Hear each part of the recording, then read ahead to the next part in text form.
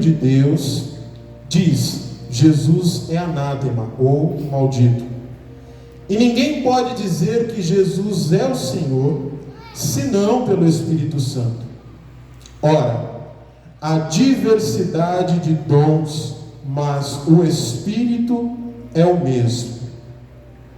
E há diversidade de ministérios, mas o Senhor é o mesmo. E há diversidade de operações, mas é o mesmo Deus que opera tudo em todos. Último versículo, versículo 7. Mas a manifestação do Espírito é dada a cada um para o que for útil. E você diz amém. Amém. Pode se sentar. Glória a Deus. Aleluia. Glória. Maravilhoso. Qual o Senhor é Deus? Meus irmãos, eu quero compartilhar com a amada igreja aquilo que o Senhor colocou em meu coração concernente a esta palavra. E antes de adentrarmos para o sermão, queria refletir com os irmãos um pouco a respeito deste texto, contando um trechinho da história da relação do apóstolo Paulo com a cidade de Corinto. Porque para que nós possamos adentrar a esta temática dos dons, é necessário a gente voltar um pouquinho na história e entender como foi que Paulo chegou a ter que escrever uma carta admoestando a igreja de Corinto concernente aos dons. O texto começa dizendo, de forma bem enfática, da seguinte forma: Paulo é categórico em dizer, acerca dos dons espirituais, não quero, irmãos, que sejais ignorantes. Parece uma fala comum, parece uma fala inocente do dia a dia, mas esta frase, este versículo, não tem nada de comum e nada de inocente. Não sei se você sabe, mas diferente de nós que hoje temos a liberdade de cultuar ao Senhor, nós temos aqui a nossa igreja e sabemos quais são os dias de culto e o horário que o culto começa. Nós temos culto às terças-feiras, nós temos culto às sextas-feiras, na quinta nós temos a aula de teologia, nós temos escola dominical no domingo de manhã, temos o culto da família no domingo à noite. Em algumas ocasiões nós temos culto aos sábados, numa atividade especial aí. E nós temos hoje a possibilidade de saber quem é que estará no culto. Hoje, assim como os irmãos puderam ver há 2 fins de semana atrás, salvo engano, em que nós tivemos aqui uma festa maravilhosa, a igreja cheia, com muitos convidados. Não era assim nos dias de Paulo. Boa parte das cartas que Paulo escreveu, muitas delas ele não estava presente na igreja endereçada. Por exemplo, esta carta aos Coríntios, segundo a história bíblica, Paulo estava em Éfeso quando escreveu, direcionado à igreja de Corinto. E não é assim, eu escrevo hoje para que esta carta chegue amanhã ou depois de amanhã ou semana que vem. Não. Segundo a história bíblica, esta carta endereçada à igreja de Corinto foi chegar a punho dos irmãos depois de Paulo ter passado um tempo em Corinto, se mudado para outro lugar para fazer a obra. Diz a história bíblica que Paulo passa aproximadamente 2 anos na cidade de Corinto, depois segue viagem, fazendo a missão, pregando o evangelho. E você sabe quem é Paulo. Eu não quero gastar tempo falando sobre quem ele é.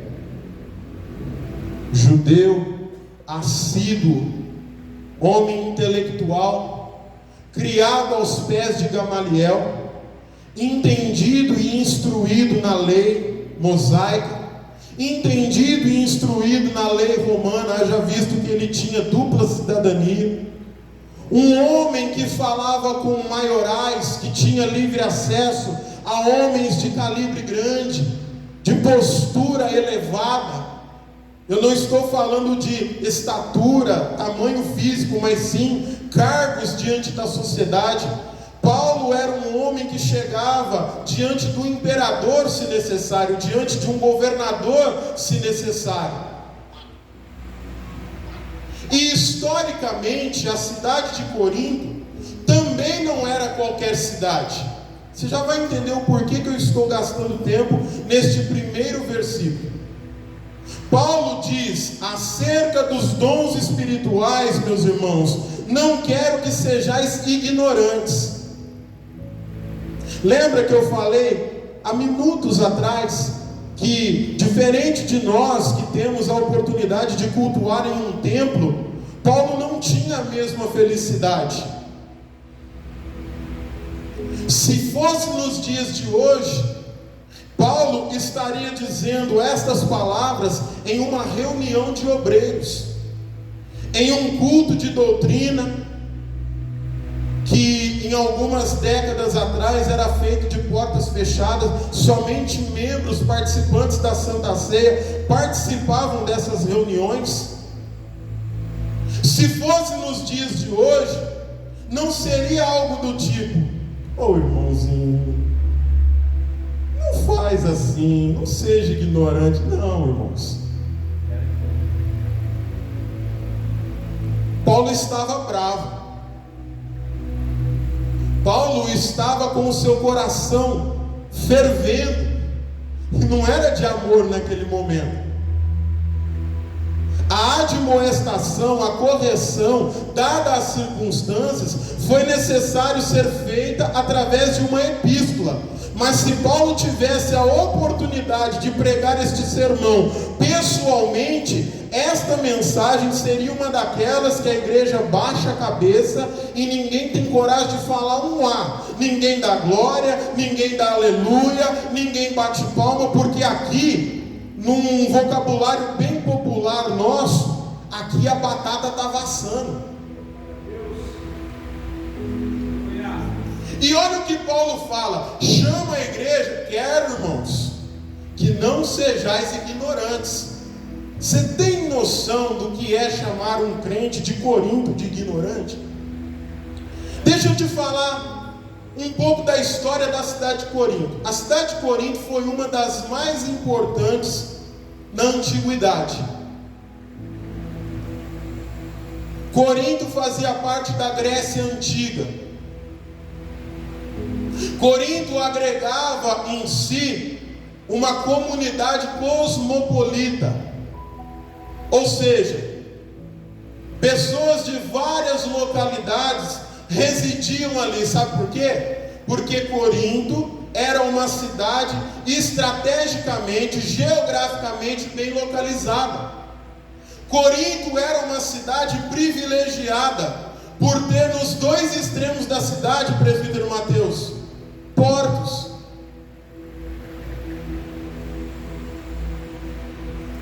Corinto tinha à sua disposição, na cidade costeira de Cencreia, que servia as rotas comerciais orientais, através do Golfo Sarônico, e Lequeu, que servia as rotas comerciais ocidentais, através do Golfo de Corinto. Quem já teve a oportunidade de ir para Santos, Praia Grande, em um final de semana turbulento, por coincidência, há um ano atrás, 2 anos atrás, nós estivemos lá. Que Deus a tenha em seus braços. Foi a última viagem que a missionária Maria fez em família. E nós tivemos grandes dificuldades de chegar até o local. Sabe por quê? O porto estava fervendo. Tamanha eram as cargas, a importação que estava acontecendo naquela data. E olha que hoje nós temos muitos meios de ir e vir. Eu tenho a estrada, eu tenho o meio aéreo, eu tenho o meio marítimo. Naquela época o que se tinha de mais avançado, e de novo, numa linguagem popular, o que se tinha de mais top era a navegação, o transporte marítimo. Uma cidade que tinha esta condição, ela era privilegiada, e eis o caso de Corinto. Corinto agregava um comércio rico que movimentava a economia dela. Não apenas isso, Corinto também era uma referência cultural, principalmente nos esportes. Os esportes, as competições istmicas eram realizadas em Corinto. Filósofos, pensadores, poetas vieram de lá. Eu estou fazendo este arrudeio todo para te explicar que Corinto não era qualquer cidade.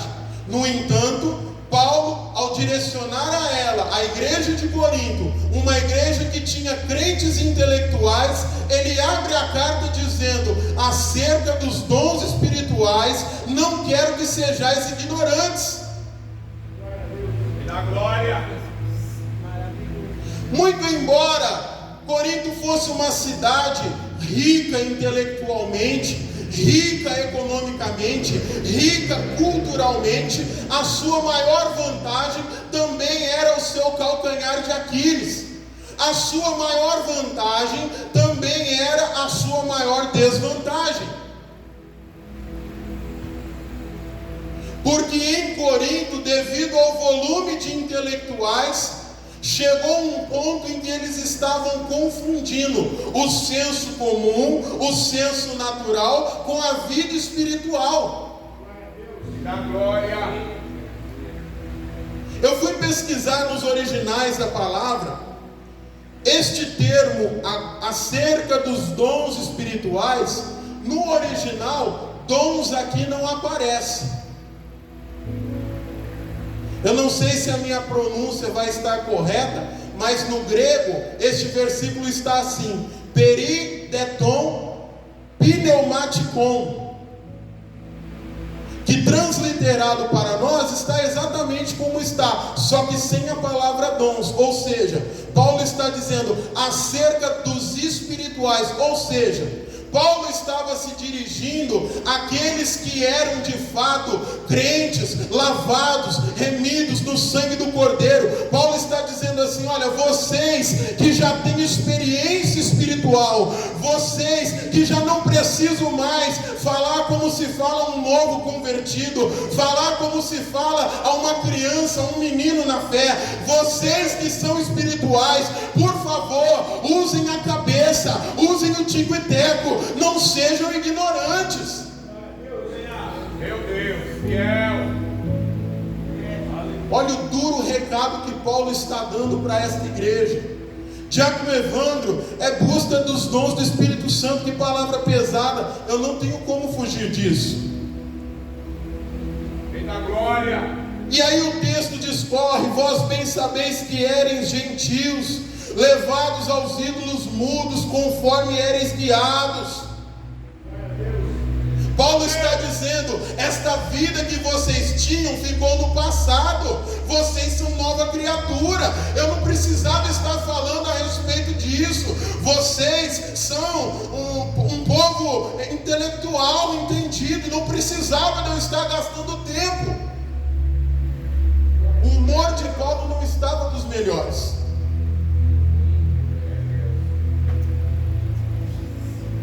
E em dado momento ele vai dizer: poxa vida, será que eu tenho que explicar o beabá de novo? Não precisa. Ninguém pode confessar a Deus senão pelo Espírito Santo. Ou seja, vocês têm o Espírito Santo.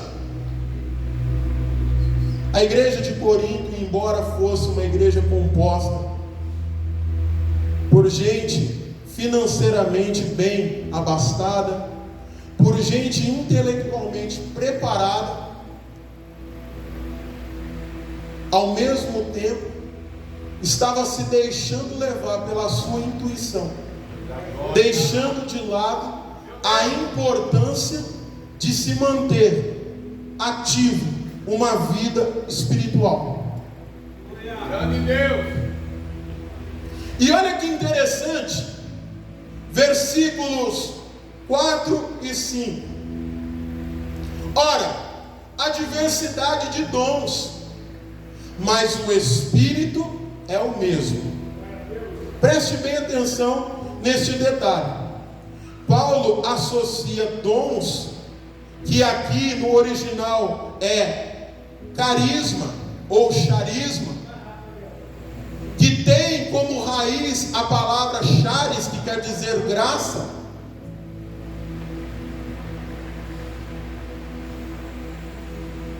Só pode ter os dons do Espírito quem já provou da sua maravilhosa graça. É bem verdade que há dons naturais, como já foi dito desde que a campanha começou. O que seria um dom natural? Habilidade. Você pega alguém que tem uma habilidade esplêndida com a bola no pé. Você pega um atleta que é bom naquilo que ele faz. Você pega um músico que toca com maestria o seu instrumento. Você pega um pedreiro bom de serviço. Você pega um médico que consegue operar aqueles pacientes em estado crítico que outros hospitais rejeitaram. Isso é dom natural. Mas o dom que excede todos os dons é a graça. Olha o que está escrito em Efésios 2:8, salvo engano: pela graça sois salvos, e isso não vem de vós, é dom de Deus. Maravilha. Louvado seja o teu nome, Jesus. E Paulo vai dizer aqui, olha, há diversidade de dons, mas o Espírito é o mesmo. Guarde esta associação: dons e Espírito. Versículo 5: e há diversidade de ministérios, mas o Senhor é o mesmo. Versículo 6: e há diversidade de operações, mas é o mesmo Deus que opera tudo em todos. Então vamos voltar aqui. Paulo associa os dons, que é carisma ou charisma, ao Espírito Santo, entendendo que no versículo 4 ele trata na esfera espiritual. No versículo 5 ele fala que há diversidade de ministérios. Ministérios aqui é diaconia no original da palavra. E você pode trocar esta palavra ministérios por serviços, porque é o que o texto quer dizer na raiz da palavra. E aqui ele já não associa serviços, ministério, diaconia ao Espírito, mas ao Senhor. Sabe por quê? Os dons ministeriais ou dom de serviço, ele está numa categoria ao lado ali, à parte. Não quer dizer que o dom ministerial não seja dado por Deus. O que seria dom ministerial?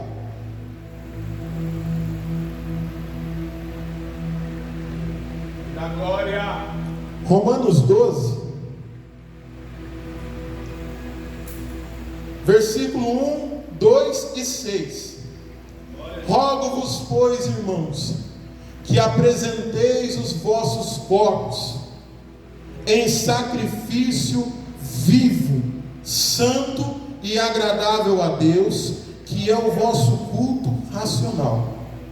E não sede conformados, ou na sua Bíblia, não vos conformeis com este mundo, mas transformai-vos pela renovação do vosso entendimento, para que experimenteis qual seja a boa, agradável e perfeita vontade de Deus. Versículo 6: de modo que, tendo diferentes dons, segundo a graça que nos é dada. Aí ele continua: se é profecia, seja segundo a medida da fé. Se é ministérios, seja em ministrar. Ministrar o quê? Servir, irmão. Servir um copo de água para um ministro, para a pessoa que está dirigindo o culto, é serviço.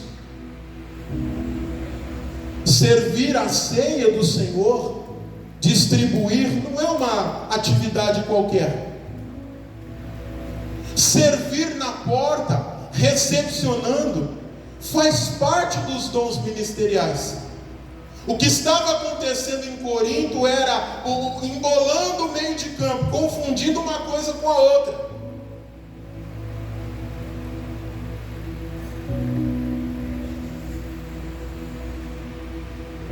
Servir, eu sirvo na igreja como eu sirvo no meu trabalho, ao meu patrão, como eu sirvo em casa, minha esposa, no caso da esposa, servindo ao esposo, servindo os filhos, recepcionando uma visita, servindo o seu irmão, cuidando de um enfermo. Isto é dom ministerial. Não necessariamente está atrelado às quatro paredes que nós estamos. Porque o que estava acontecendo?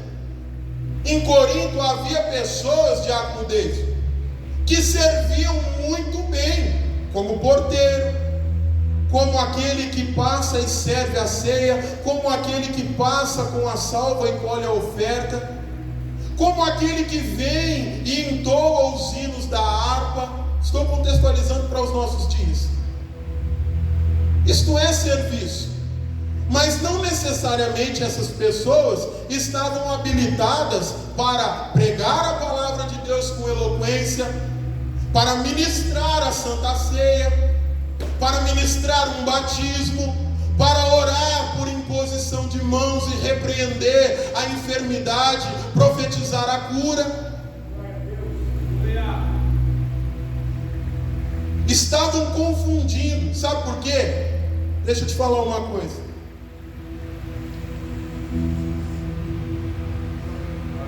Não brigue comigo, é a palavra de Deus, por favor.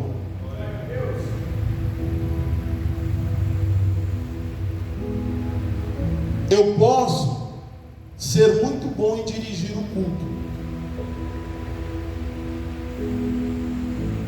Eu posso ter a vocação, a habilidade para vir aqui abrir o culto com oração, ler a palavra introdutória, entoar os hinos. Isto é servir.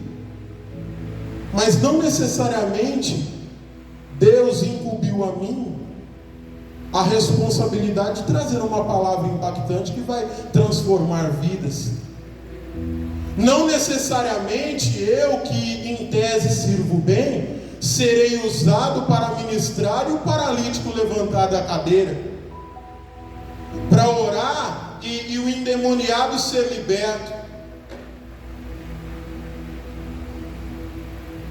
Haja visto que, se você discorrer a primeira epístola de Coríntios, todos os capítulos, você vai ver que por várias vezes Paulo precisa chamar a atenção.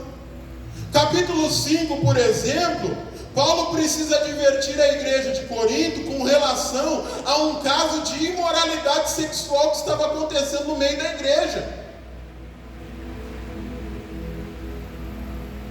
Porque achavam que, por serem intelectuais, estavam aptos para servir em qualquer departamento, e não. Eu preciso saber qual é o meu lugar no reino. Eu preciso saber, descobrir em Deus para que eu fui chamado.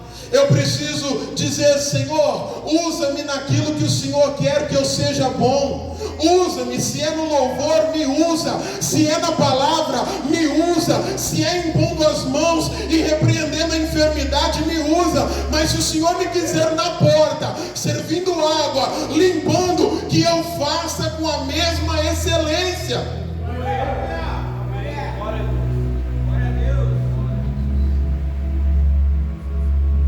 Porque eu não tenho dúvida de que em Corinto haviam bons oradores, mas ser um bom orador nem sempre significa ser um exímio pregador da palavra, porque oratória eu vou e faço um curso. Quem estuda direito necessita ter aula de homilética, saber falar, saber conversar. Não é exclusividade da igreja, não, nunca foi. Agora, falar com autoridade, cheio da graça, cheio da unção de Deus, isso compete ao Espírito e não da minha vontade, não da minha disposição.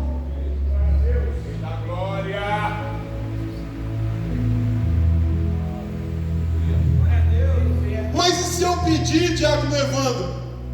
Eu sirvo com alegria, eu tenho prazer de passar a salva, colher a oferta, eu tenho prazer de recepcionar os irmãos na porta, mas eu quero um dia ser pregador. Então busque, e busque com zelo. Eu já contei aqui, vou contar de novo. Certa feita, um homem nascido e criado na igreja, cresceu nos caminhos do Senhor, estudou na sua juventude, fez faculdade, se tornou um homem bem sucedido, crente, mas um dia resolveu entrar para a política, pediu apoio à sua igreja, e a igreja o apoiou. Um belo dia, ele estava com a sua equipe, organizando um comício, um comitê político, em uma praça da sua cidade. E por ser um candidato cristão, com o apoio da igreja, ele não queria fazer feio. Convocou lá os seus eleitores, fez o anúncio na cidade, aglomerou um amontoado de pessoas, e no dia do seu comício, ele abriu com uma oração. Ele abriu com uma oração e fez a leitura do Salmo 23. Ao final da leitura, todos aplaudiram. E só. Passado o dia do comício, não muito tempo depois, naquela mesma praça, um ancião da igreja, por sinal da igreja que ele frequentava, estava fazendo um culto evangelístico, e com toda a simplicidade, entregando folhetinhos, convidando, pastor Edson, as pessoas para estarem no culto à noite. E de repente uma multidão começou a se juntar em volta daquele senhor, e ele curiosamente estava também lendo o Salmo 23, e as pessoas começavam a chorar ao ouvi-lo falar do pastor do Salmo. Coincidentemente, aquele que há dias atrás havia feito um comício político, passou com o seu carro, com o seu assessor, viu um movimento na mesma praça, pediu para o motorista parar. O motorista parou, ele baixou o vidro do carro e começou a ouvir as palavras daquele ancião, que não tinha uma estrutura de som, não tinha um palco armado, mas tinha Deus na vida, tinha unção, tinha graça, tinha virtude sobre ele. E ele ouviu quando aquele ancião estava falando justamente sobre o Salmo 23. E ele ficou ali até o culto terminar. E ali ele pôde ver pessoas levantando a mão, aceitando Jesus, pessoas levantando a mão, se reconciliando com o Salvador, pessoas recebendo libertação, recebendo cura, e ele ficou espantado. Meu Deus! Depois de um tempo, quando aquele culto terminou, ele desceu do carro, foi até o ancião e disse: não sei se o senhor vai saber quem eu sou. É claro que eu sei, meu filho, te vi desde pequeno. Em que posso te ajudar? Irmão, eu estava ali parado no meu carro, eu passei e vi que o culto estava acontecendo, curiosamente no mesmo lugar, Onde eu, há dias atrás, fiz o meu comício. O senhor sabe, eu estou candidato a vereador da cidade. A igreja está me apoiando, sei, meu filho. Mas algo me incomodou, ancião, porque eu também li o Salmo 23 no dia do meu comício, e tudo que as pessoas fizeram foi me aplaudir. Mas o senhor leu o mesmo salmo e o movimento foi diferente. O que acontece? E o ancião respondeu a ele: é simples.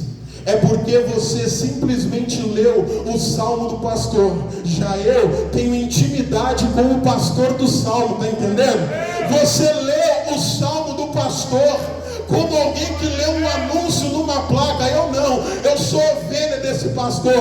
Ele conhece o meu cheiro e eu conheço o cheiro dele. Ele conhece o meu berro, o meu gemido, o meu bramido, e ele me conhece, e eu conheço a voz dele.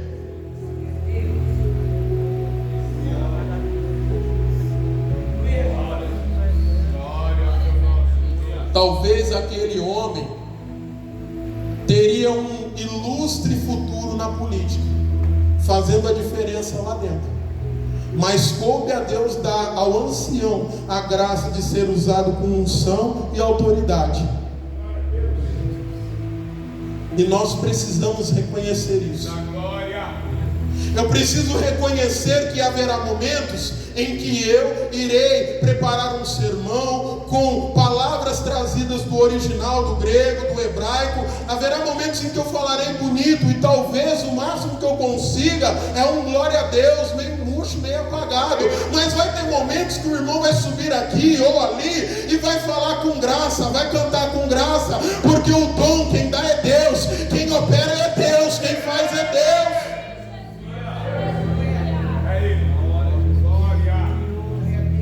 A igreja de Corinto estava se perdendo. Outro exemplo clássico, primeira carta aos Coríntios 11. A voz já está falhando.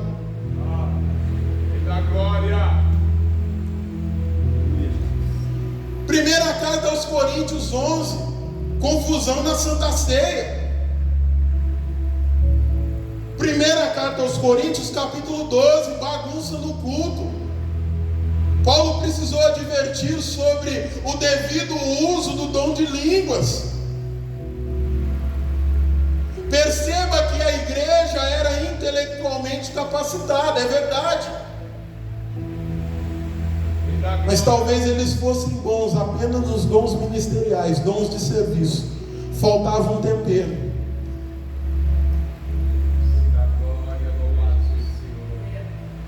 Lembra que eu pedi para você fazer a associação? Versículo 4 do capítulo 12 que nós lemos. Paulo associa, ele linka dons ao Espírito. E no versículo de baixo, versículo 5, ele linka ministérios, que eu já te expliquei, que é diaconia ou serviço, a Senhor.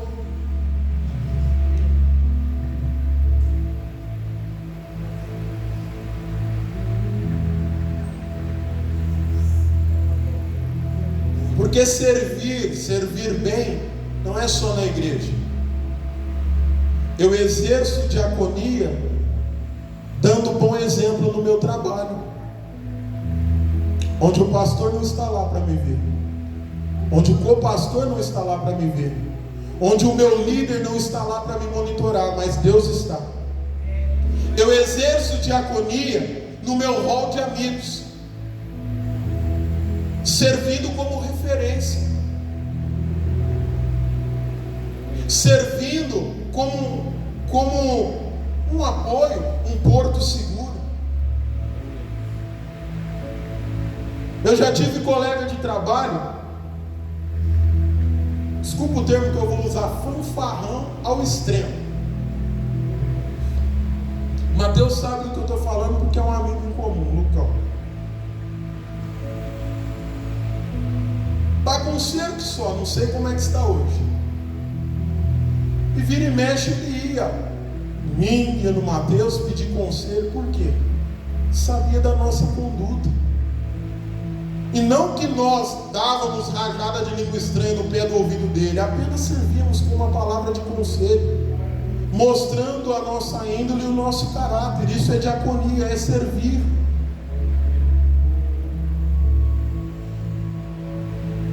Não sei se é fazer ginástica mental em cima do texto, forçar uma interpretação, mas de certa forma eu vejo assim, que eu também faço diaconia quando eu vou no mercado e dão a mim um troco a mais e eu vou lá e devolvo. Porque dentro dos quesitos de um obreiro, dentro dos requisitos que Paulo fala e ensina, exorta o jovem pastor Timóteo, está a honestidade, está a sobriedade do obreiro. É uma das características que ele deve portar. Meu Deus. Por isso Paulo, penso eu, conjecturo aqui, associa o serviço a Senhor. Tudo bem que Senhor aqui está com letra maiúscula, mas eu também posso servi-lo lá fora, dando bom exemplo lá fora, honrando o meu patrão, estou servindo ao meu Senhor, honrando meu pai, honrando minha mãe, honrando a minha esposa, você esposa, honrando o seu esposo, servindo bem, está servindo ao Senhor. Da glória. A diaconia é para isso. Meu Deus. Agora, charisma, carisma, depende da graça. E tem uma terceira categoria, que aqui nós também encontramos um detalhe, que são as operações, a diversidade de operações.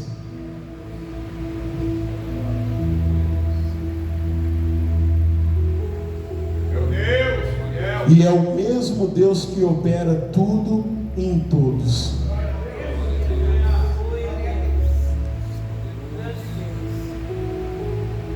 Para que nós tenhamos êxito. Eu sei, eu gostaria de trazer uma mensagem que deixasse a igreja em brasa. A campanha deveria ter como propósito trazer um avivamento para a igreja, eu sei, mas não tem como dar uma conotação de ensino a um texto tão profundo. E olha que eu nem citei os dons a seguir. Parei no versículo 7, versículo 8 em diante, ele vai aprofundando, aprofundando, aprofundando. E isso deixa para os outros pregadores que virão. Mas que nós, irmãos, venhamos entender que é preciso identificar o nosso lugar no reino. É preciso entender para que, por que eu fui chamado.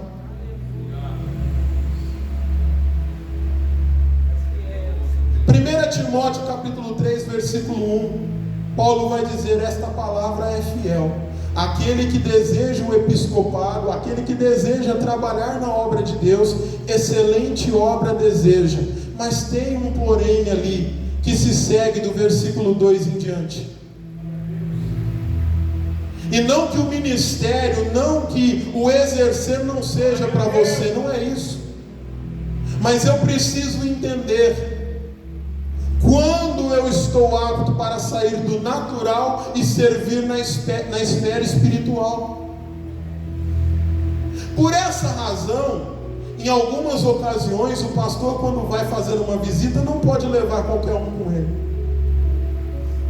Não é que ele não queira a sua companhia, mas, por exemplo, num trabalho de libertação, não dá para levar um neófito, um novo convertido, alguém inexperiente.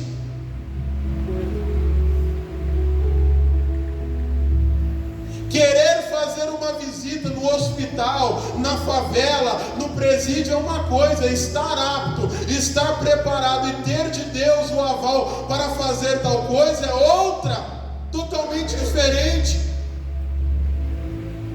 Meu Deus. Muitas igrejas estão perecendo porque estão transformando em pastores e líderes pessoas que mal servem como membros.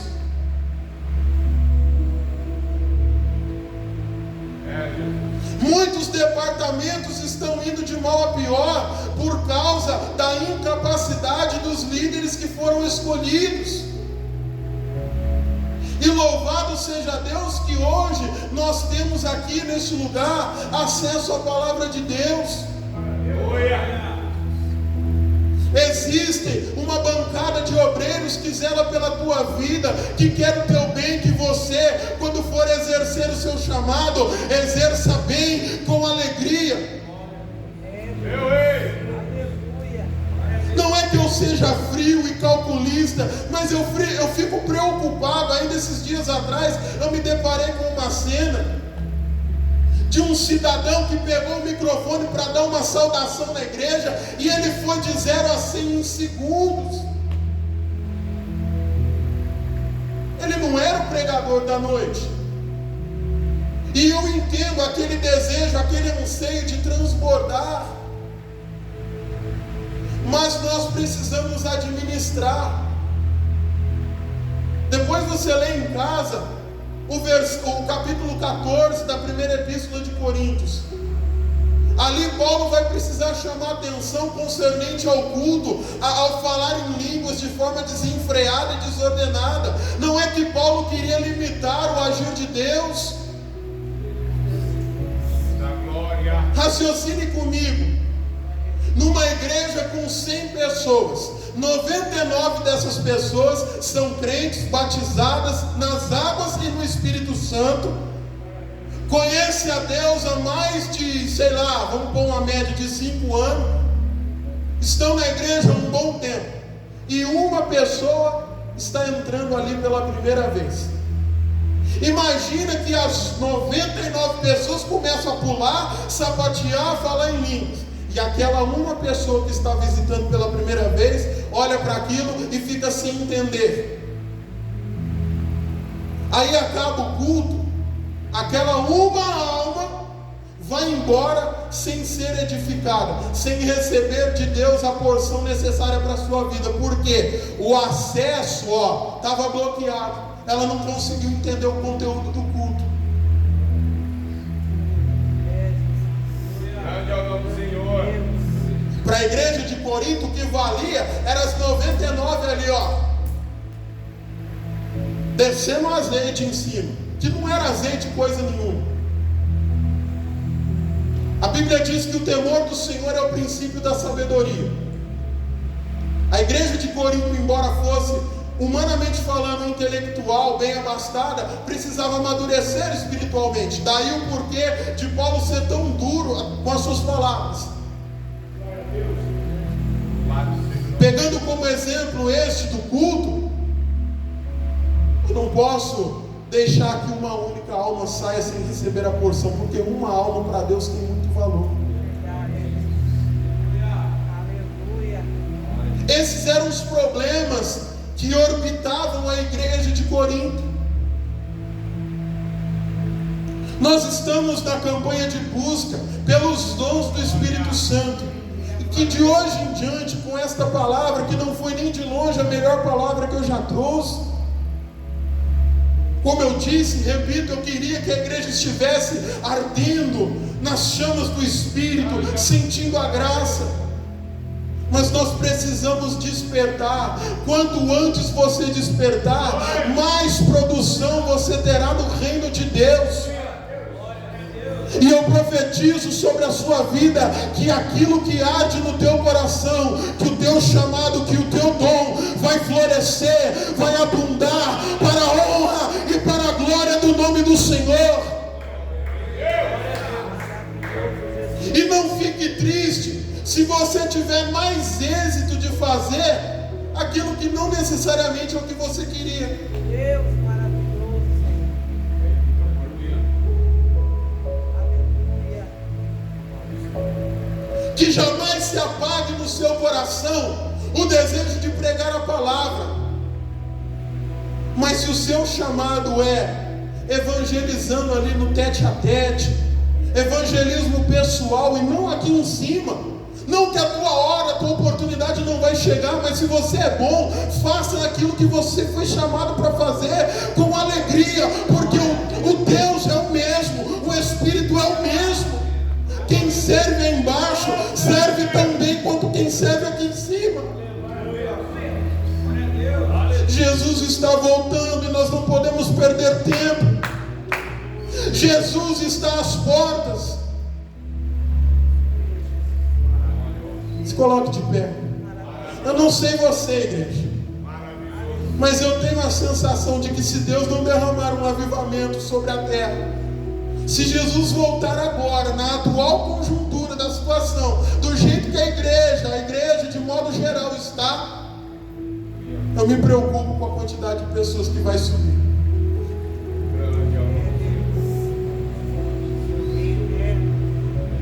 Grande é o nome do Senhor. Que Deus te use naquilo que você foi chamado para fazer.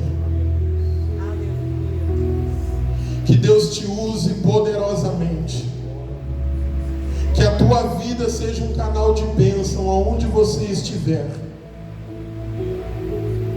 Que a mão do Todo-Poderoso opere através das tuas mãos. Do que? Na imposição de mãos pelos enfermos. Seja isso ou seja servindo um prato de comida. Que Deus opere. Que no mais singelo gesto que você fizer, seja Deus na sua vida, seja o Espírito Santo na sua vida. Glória! Seja o melhor naquilo que você foi chamado para ser. Seja o melhor naquilo que você foi chamado para ser, sem se sentir diminuído, sem se sentir menor.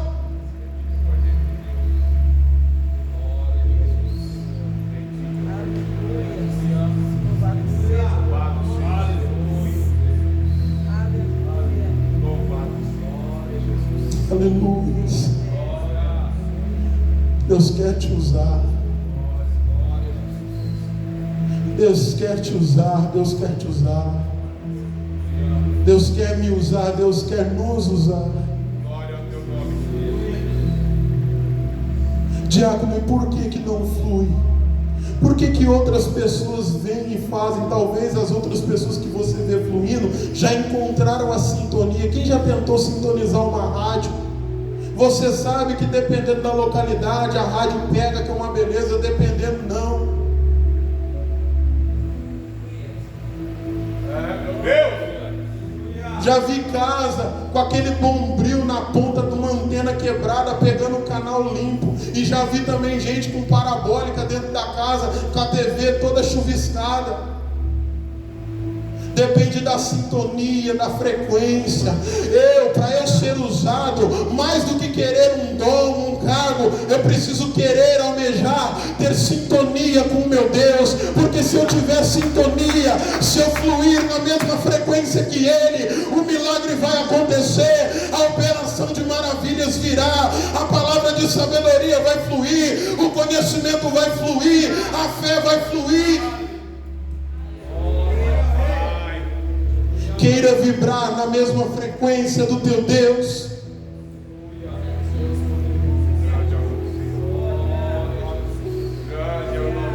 Curve a sua cabeça, Pai, no nome de Jesus. Eu oro agora pela tua igreja que está aqui, Senhor, nesta campanha de busca dos dons. Os dons que o Senhor concede de bom grado. Senhor, mais do que qualquer dom, dom de serviço, dom ministerial, dom de operações, mais do que todos estes dons, prevalece, supera todos os outros, o dom que está acima de todos os dons, que é a tua graça, a graça que nos foi dada, a graça que nos foi concedida, o amor imerecido, o favor de Deus, que nós não merecíamos, mas mesmo assim, o Senhor dispersou sobre nós. Pai, usa a tua igreja, que cada um desperte, Senhor, naquilo que o Senhor os quer usar, seja no altar, seja na porta, seja, Deus, servindo na nave da igreja, dentro e fora dela. Desperta os teus filhos para serem aquilo que o Senhor os chamou para ser. Senhor, aqueles que um dia irão se tornar excelentes profissionais em várias e diversas áreas. Senhor, talvez eu que esteja almejando o púlpito, o Senhor reservou para mim um outro destino. Não importa importa aonde o Senhor me colocar, aonde o Senhor nos colocar, que venhamos te servir com alegria, com gozo, com júbilo no coração, porque servimos a um único Deus. És tu que opera tudo em todos, és tu que opera tudo em todos. E a você que me ouve, eu profetizo: seja cheio do Espírito Santo, e que o Senhor te use da melhor forma, da melhor maneira possível, de uma forma que nenhuma outra pessoa será usada, porque cada um de nós somos únicos e usados de maneira exclusiva pelo nosso Deus. Que Deus flua através da sua vida. Sê tu uma bênção em nome de Jesus. Eu agradeço a minha oportunidade. As palmas levam no nome santo do Senhor.